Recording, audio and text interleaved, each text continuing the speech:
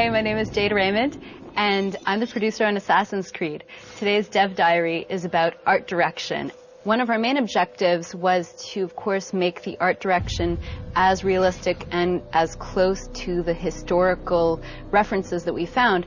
But the difficulty about, having a subject where guys walk around in armor and look like knights and stuff like that is that it tends to be associated with fantasy. And one of the important things to us was making sure that the game and the feeling and the location was really relevant to people. So we played with taking these historical cities, like the ones that I was describing in the story, Jerusalem, Damascus, and Acre, and all of the countryside in the kingdom, and thought, how can we give this a treatment that feels cool and feels like something that we'd be interested in watching for 40 hours as we play.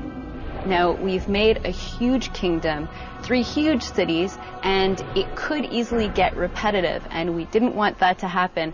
These cities in medieval times were bustling with all kinds of people, all walks of life. You have to have the poor citizens, you have to have the rich class, you have to have the merchants.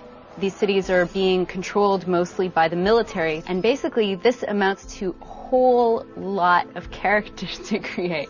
Well, we have over 300 different characters to create, and that's just the completely unique versions. On top of that, we wanted to make sure that when you're going through these cities, you don't see the same person a bunch of times.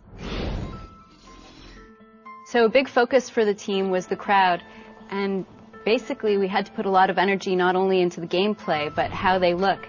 And that means that the art director and the whole art team had to put a lot of time into thinking how we would make this crowd interesting.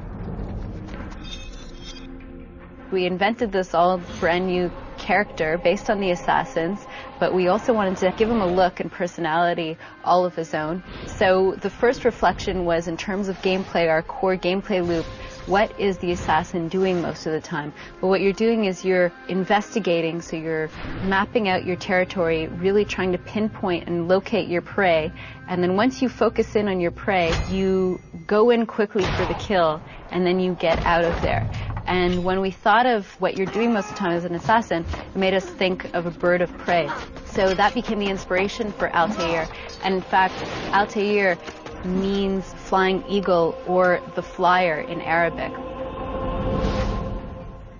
If you notice, he's wearing a hood which has a little point in the front, and he has a robe that kind of splits out on the sides, and when he's in movement the sides flip up, and if you were to look at a shadow cast from the side of him, you'd get the angle of the point of the hood and then the sides of the skirt flapping up, and you'd get the shadow of an eagle. So Altair really is the bird of prey.